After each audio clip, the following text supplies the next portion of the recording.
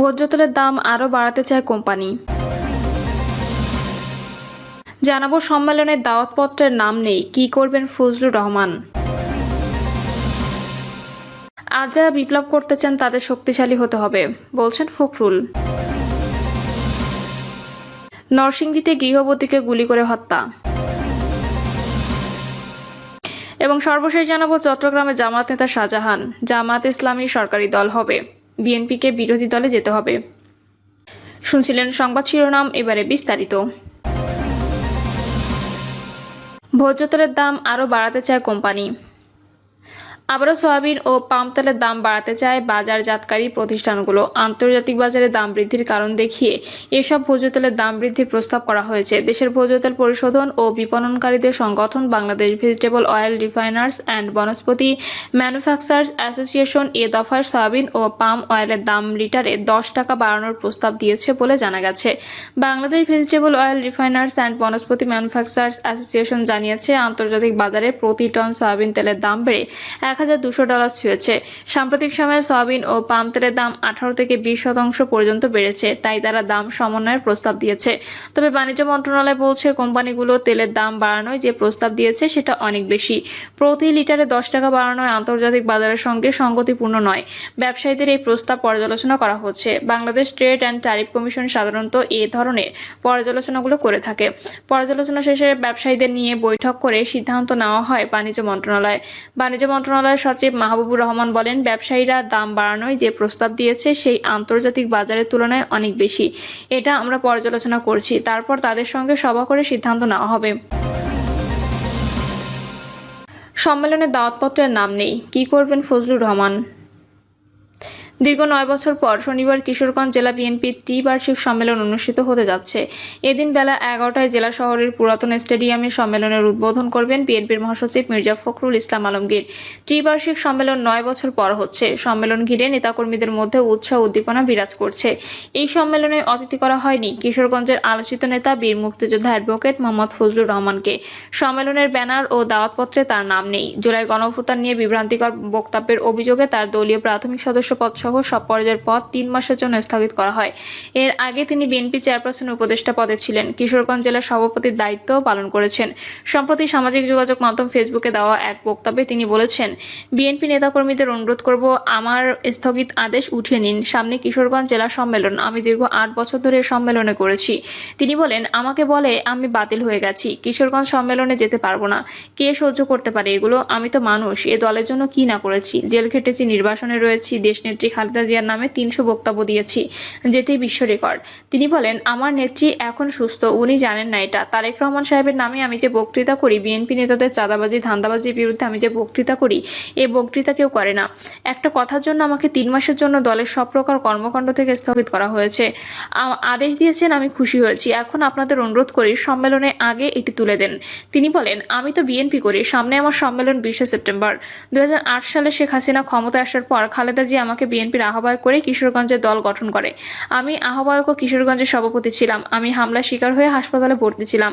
গায়ের রক্ত নিয়ে সম্মেলনে হাজির হয়েছি। তিনি আরও বলেন, কিশোরগঞ্জে 8 বছর আমি নেতৃত্ব দিয়েছি। কয়েকদিন পর সম্মেলনে যেখানে হাজার হাজার নেতাকর্মী আসবে আর আমি ঢাকায় বসে থাকবো। যে বিএনপির জন্য আমি মৃত্যুর মুখোমুখি হয়েছি, বিএনপি থেকে কেউ বলতে পারে না ফজলুর সম্মেলনে আসুক। কেউ বলার লোক না, আমি তো জানি আছে। আজ যারা বিপ্লব করতে চান তাদের শক্তিশালী হতে হবে, বলছেন ফখরুল।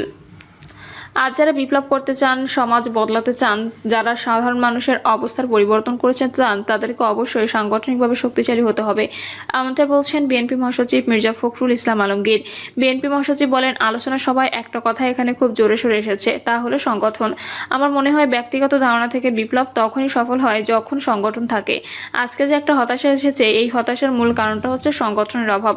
বিপ্লবী সংগঠন যদি না থাকে তাহলে বিপ্লব হয় না। তিনি বলেন, আজ যারা বিপ্লব করতে চান, সমাজ বদলাতে চান, যারা সাধারণ মানুষের অবস্থান পরিবর্তন করতে চান, তাদেরকে অবশ্যই সেই সংগঠনে শক্তিশালী করতে হবে, আরও মজবুত করতে হবে। একেবারে বদরুদ্দিন উমরের ভাষায় মানুষের কাছে চলে যেতে হবে, তাহলেই সেটা সম্ভব হবে।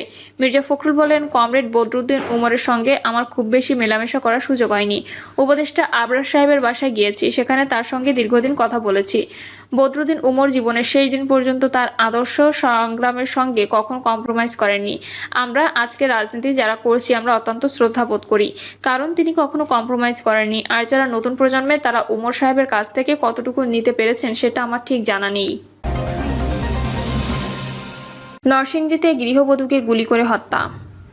নরসিংদী সদর উপজেলার আলোকবালী ইউনিয়নের বীরগাঁও সাতপাড়া গ্রামে প্রতিপক্ষের গুলিতে ফেরদৌসী আক্তার নামের এক গৃহবধূ নিহত হয়েছেন। দুপুরে এই ঘটনা ঘটে। পুলিশ ও প্রত্যক্ষদর্শীরা জানান, বেশ কয়েকদিন ধরে আলোকবালীতে আধিপত্য বিস্তার নিয়ে বিএনপির দুই পক্ষের মধ্যে উত্তেজনা বিরাজ করছিল। এ নিয়ে সকালে দুপক্ষের সংঘর্ষে একজন নিহত সহ বেশ কয়েকজন আহত হয়।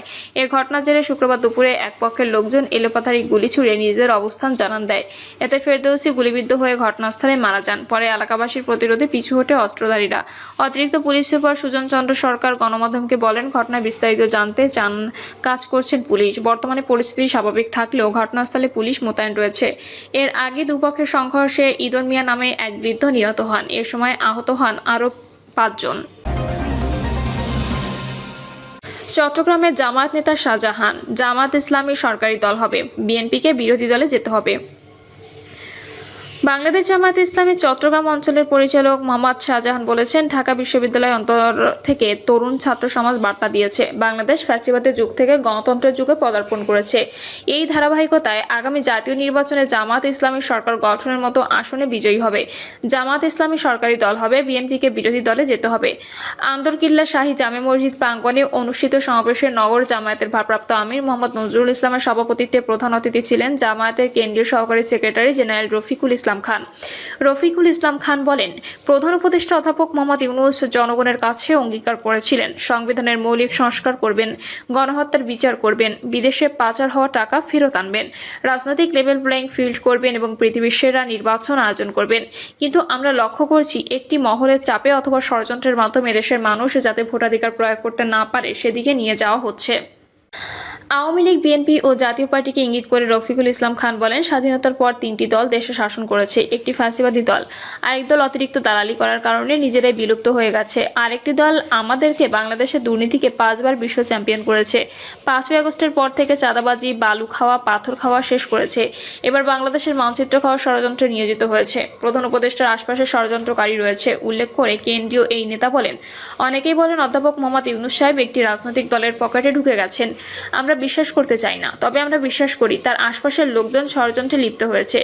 এ দেশকে বিপদের দিকে নিয়ে যাচ্ছে। বাংলাদেশের মাটিতে আওয়ামী লীগের পুনর্বাসন হতে দেওয়া হবে না।